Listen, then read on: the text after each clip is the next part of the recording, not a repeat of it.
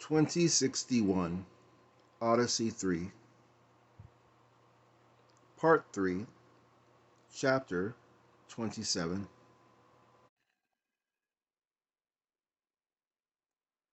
Rosie, Captain Laplace woke instantly at the first gentle tapping, like a distant woodpecker of the attitude control jets. For a moment, he wondered if he was dreaming. No, the ship was definitely turning in space. Perhaps it was getting too hot on one side, and the thermal control system was making some minor adjustments. That did happen occasionally, and was a black mark for the officer on duty, who should have noticed that the temperature envelope was being approached. He reached for the intercom button to call. Who was it? Mr. Chang on the bridge. His hand never completed the movement. After days of weightlessness, even a tenth of a gravity is a shock. To the captain, it seemed like minutes, though it must have only been a few seconds before he could unbuckle his restraining harness and struggle out of his bunk. This time, he found the bottom and jabbed it vigorously. There was no reply. He tried to ignore the thuds and bumps of inadequately secured objects that had been taken unawares by the onset of gravity. Things seemed to go on falling for a long time, but presently the only abnormal sound was the muffled, far off scream of the drive at full blast. He tore open the curtain of the cabin's little window and looked out at the stars. He knew roughly where the ship's axis should have been pointing, even if he could only judge it by to within 30 or 40 degrees. That would allow him to distinguish between the two possible alternatives. Galaxy could be vectored either to gain or to lose orbital velocity. It was losing it and therefore preparing to fall toward Europa. There was an insistent banging on the door, and the captain realized that little more than a minute could really have passed. Second Officer Floyd and two other crew members were crowded in the narrowing passageway. "The bridge is locked, sir," Floyd reported breathlessly. "We can't get in, and Chang doesn't answer."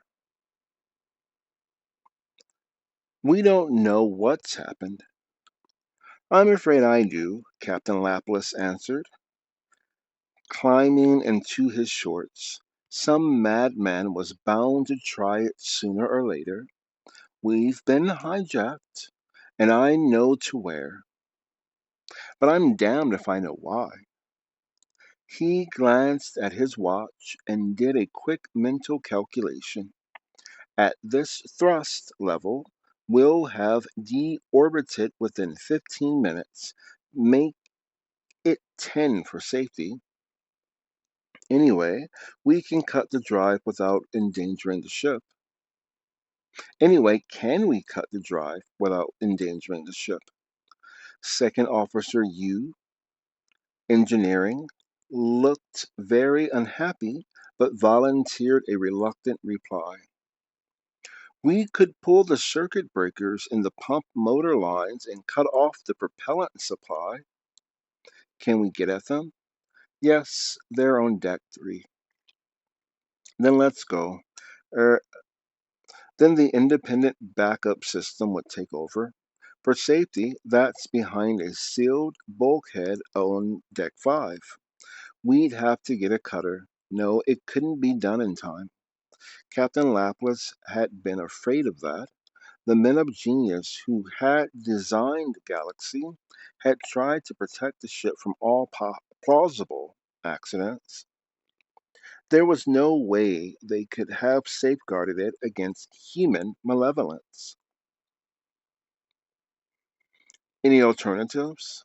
Not in the time available, I'm afraid. Then let's get to the bridge and see if we can talk to Kang and whoever is with him. And who could that be, he wondered. He refused to believe that it could be one of his regular crew.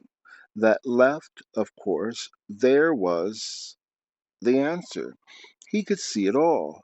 Monomaniac researcher tries to prove theory. Experiments frustrated. Decides that the quest for knowledge takes precedent over everything. It was uncomfortably like one of those cheap mad scientist melodramas, but it fit the facts perfectly. He wondered if Dr. Anderson had decided that this was the only road to a Nobel Prize. That theory was swiftly demolished when the breathless and disheveled geologist arrived, gasping, "For God's sake, Captain, what's happening? We're under full thrust. Are we going up or down?" "Down," answered Captain Laplace. "In about 10 minutes we'll be in an orbit that will hit Europa. I can only hope that who's ever at the control knows what he's doing." Now they were at the bridge facing the closed door. Not a sound came from the far side. Laplace rapped as loudly as he possibly could without bruising his knuckles. "This is the captain. Let us in." He felt rather foolish at giving an order that would certainly be ignored, but he hoped for at least some reaction. To his surprise, he got one. The external speaker hissed into life, and a voice said, "Don't attempt anything foolish, Captain."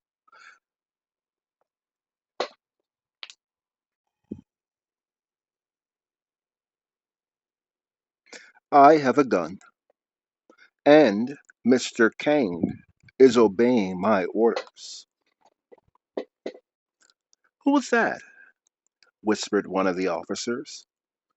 "It sounds like a woman." "You're right," said the captain grimly. "That certainly cuts down the alternatives, but didn't help matters in any way." "What do you hope to do? You know you can't possibly get away with it," he shouted, trying to sound masterful rather than plaintive. "We're landing on Europa, and if you want to take off again, don't try to stop me."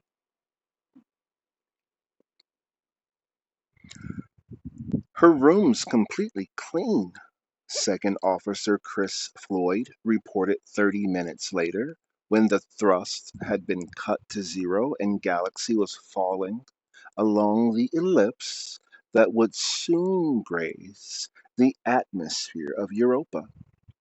They were committed, although it would now be impossible to immobilize the engines.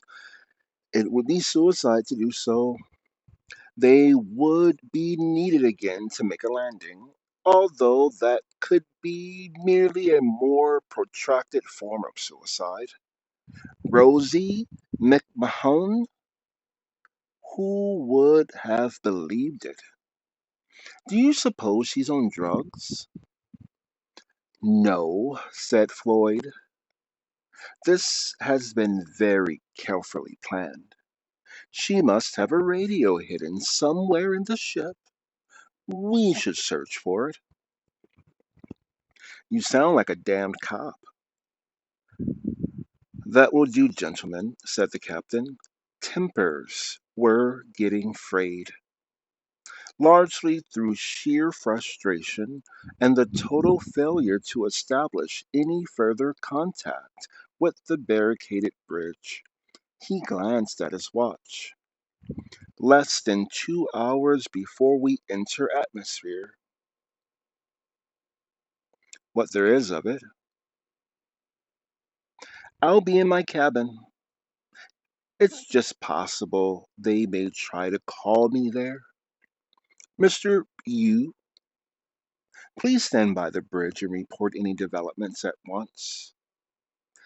He had never felt so helpless in his life, but there were times when doing nothing was the only thing to do, and he left the officer's wardroom. As he left the officer's wardroom, he heard someone say wistfully, I could do with a bowl of coffee. Rosie made the best I've ever tasted. Yes, thought the captain grimly. She's certainly efficient. Whatever job she tackles, she'll do it thoroughly.